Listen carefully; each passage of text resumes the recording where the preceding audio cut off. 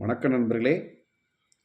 இன்றைக்கி நம்ம எதை பற்றி பேச போகிறோம்னா 2026 சட்டமன்ற தேர்தலில் திமுக ஏன் தோல்வியை தழுவியது?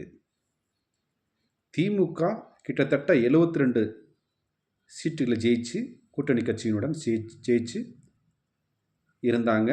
இருந்தாலும் ஆட்சி கட்டிலிருந்து இறங்கிட்டாங்க. டிவிக்கே ஆட்சியில் அமைந்து விட்டார்கள். இந்த தோல்விக்கான காரணத்தை திமுக உடனே ஆராய்வதற்கு ஒரு 36 பிரதிநிதிகளை நியமித்தாங்க. அந்த 36 பிரதிநிதிகளில் எம்பிக்கள், செயலாளர்கள், தலைமை நிலைய செயலாளர்கள், இவங்கெல்லாம் சேர்ந்து தான் 36 உறுப்பினர்கள். இவங்க மாவட்டந்தோறும் சென்று நேரடியாக திமுக ஏன் தோல்வியை தழுவியது, தோல்விக்கான காரணம் என்ன அப்படிங்கிறத அலசி ஆராய்ஞ்சு ஆய்வு அறிக்கையை இன்னைக்கு திமுக தலைமையிடம் அண்ணா அறிவாலயத்தில் சப்மிட் பண்ணியிருக்கிறாங்க. அந்த தோல்விக்கான காரணமான ஆராய்ச்சி பண்ணி ஆய்வு அறிக்கையில் என்ன சொல்கிறாங்கன்னா, அந்த ஆய்வு அறிக்கையில் முக்கியமாக சொல்லப்பட்டது என்னன்னா, மகளிர் அதிருப்தி. அதாவது மகளிர் உரிமை தொகை திமுக அரசு மாதந்தோறும் கொடுத்தார்கள் மகளிர் உரிமை தொகையாக. அந்த உரிமை தொகை வாங்காத நபர்கள், அந்த மகளிர் உரிமை தொகையை பெறாத நபர்கள் திமுகவிற்கு எதிராக திரும்பி விட்டார்கள் அப்படின்னு சொல்கிறாங்க. ஏன்னா 2021 தேர்தல் அறிக்கையில் திமுக என்ன சொன்னாங்கன்னா, நாங்கள் ஆட்சிக்கு வந்தோம்னா மகளிர் அனைவருக்கும் மாதந்தோறும் மகளிர் உரிமை தொகை ரூபாய் 1000 தருவோம் என்று சொன்னார்கள். தேர்தல் அறிக்கையில் அப்படி சொல்லிட்டு, ஆனால் இப்போ தருவதோ என்ன தர்றாங்க, தகுதியான மகளிருக்கு மாதந்தோறும் 1000 உதவித்தொகை, 1000 மகளிர் உதவித்தொகை அப்படின்னு கொடுக்குறாங்க. தேர்தல் அறிக்கையில் ஒரு வாரம் சொல்லிட்டு இப்போ தகுதியான நபர்னு சொல்கிறாங்களே, அதனால் மகளிர் உரிமைத்தொகை பெறாத மகளிர் திமுகவிற்கு எதிராக திரும்பி விட்டார்கள் அப்படின்னு சொல்கிறாங்க. அதான் திமுக தேர்தல் தோல்விக்கான குழு அறிக்கை சொல்லுதுங்க.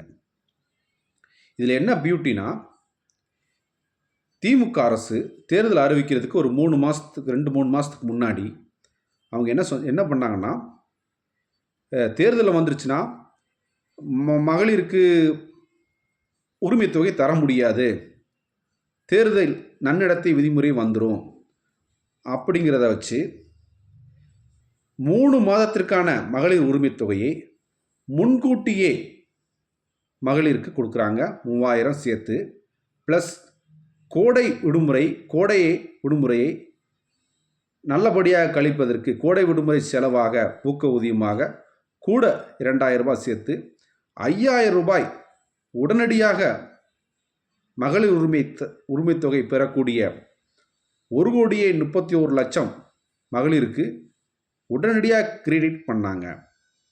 அந்த 5000 கிடைச்ச உடனே அவங்க சந்தோஷப்பட்டாங்க. யார்? மகளிர் உரிமை தொகை வாங்கக்கூடிய மகளிர். ஆனால் மகளிர் உரிமை தொகை கிடைக்கப்பெறாத மகளிர், இந்த 5000ம் போச்சே, அவங்க மட்டுமா ஓட்டு போட்டுறாங்க டிஎம்கேக்கு 2021? எல்லாரும் தானே வாக்களித்தோம், அவங்களுக்கு மட்டும் 5000 கிடைக்குது, எங்களுக்கு ஏன் கிடைக்கல? தேர்தல் அறிக்கையில் என்ன சொன்னாங்க? அனைத்து மகளிருக்கும் மகளிர் உரிமை தொகை தரேன்னு சொன்னாங்க. ஆனால் இப்போ தருவதோ தகுதியான நபர்களுக்கு மட்டும் தராங்களே அப்படின்னு மகளிர் அதிருப்தியின் காரணத்தினால் திமுக தோல்வியை அடைந்தது. அதிருப்தியான மகளிர்கள் திமுகவுக்கு எதிராக திருப்பினார்கள் அப்படின்னு சொன்னாங்க. அப்புறம் என்ன சொன்னாங்கன்னா, முதல்வர் விஜய் அவர்கள் கட்சியை தொடங்கியிருந்தாருங்க. இன்னைக்கு முதல்வர் விஜய் அவர்கள் கட்சியை தொடங்கினோன்னே அவருடைய கட்சியில் ஏராளமான இளைஞர்கள், பெண்கள் அலையலையாக போய் சேர்ந்தாங்க. கூட்டம் கூட்டமாக அவருடைய பிரச்சாரங்களில் கலந்துக்கிட்டாங்க. அதை விஜய் அவர்களுடைய வளர்ச்சியை, விஸ்வரூப எழுச்சியை திமுக கணிக்க தவறியது. அதன் விளைவாக திமுக தோல்வி அடைந்தது அப்படிங்கிற ஒரு விஷயத்தை நம்ம தேர்தல் தோல்விக்கான அமைக்கப்பட்ட ஆய்வறிக்கை குழு சப்மிட் பண்ணியிருக்கிறாங்க. அப்புறம் என்ன சொல்கிறாங்கன்னா, முக்கியமான பதவிகளில், அதாவது இந்து சமய நல அறத்துறை அமைச்சகத்தில் ஒரு பொறுப்பு பணிகள்லாம் வந்துச்சுங்க. அதில் திமுக கட்சிக்காரங்களுக்கு கொடுக்காம மாற்று கட்சியான அதிமுகவிலிருந்து திமுக கட்சியில் ஐக்கியமான நபர்களுக்கு பொறுப்புகள்லாம் கொடுத்தாங்க.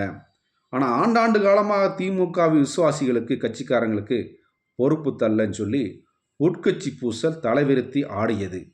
அதுவும் ஒரு தோல்விக்கான காரணம் அப்படின்னு சொல்கிறாங்க. மக்களே, அப்புறம் என்ன, கூட்டணி கட்சியினரின் ஒத்துழைப்பு திமுகவுக்கு கிடைக்கல. திமுகவினுடைய வாக்கு வங்கி, பிரச்சார யூகங்கள், இது எல்லாம் கூட்டணி கட்சிக்கு கை கொடுத்தது. திமுகவின் கூட்டணி கட்சியினருக்கு திமுகவுடைய ஓட்டு அப்படியே டிரான்ஸ்பரண்ட் ஆகி கூட்டணி கட்சியினர் சில இடங்களில் வெற்றி பெற்றிருக்கிறார்கள். ஆனால் திமுக போட்டியிட்ட தொகுதிகளில் கூட்டணி கட்சியினரின் ஓட்டுக்கள் டிரான்ஸ்பரண்ட் ஆகவில்லை. ஆகையால் நாம் தோல்வியை தழுவினோம். அவர்களுடைய ஒத்துழைப்பும் திமுக கட்சி தோழர்களுக்கு கிடைக்கவில்லை அப்படின்னு சொல்லியிருக்காங்க. இந்த தோல்விக்கான ஆய்வறிக்கை குழு சப்மிட் பண்ணியிருக்காங்க இந்த ரீசனை. மக்களே, திமுக தோல்வியடைவதற்கான காரணங்களை ஆய்வறிக்கை குழு சப்மிட் பண்ணியிருக்கு. நண்பர்களே, நீங்கள் திமுக ஏன் தோல்வியை தழுவியது, இந்த பாயிண்ட்ஸ் இல்லாமல் வேற எந்தெந்த பாயிண்ட்ஸுகளை திமுக லூப் தவறவிட்ட பாயிண்ட்கள் என்ன, எதை தவறவிட்டதனால் திமுக ஆட்சி கட்டிலிருந்து இன்னைக்கு இறங்கிட்டாங்க, ஆட்சியை ஏன் திமுக இழந்தது, அதற்கான காரணங்களை என்னுடைய கமெண்ட் பாக்ஸில் தெரியப்படுத்துங்கள் நண்பர்களே. மீண்டும் உங்களை சந்திக்கிறேன். அதுவரை உங்களிடமிருந்து விடைபெறுகிறேன். நன்றி, வணக்கம் தோழர்களே.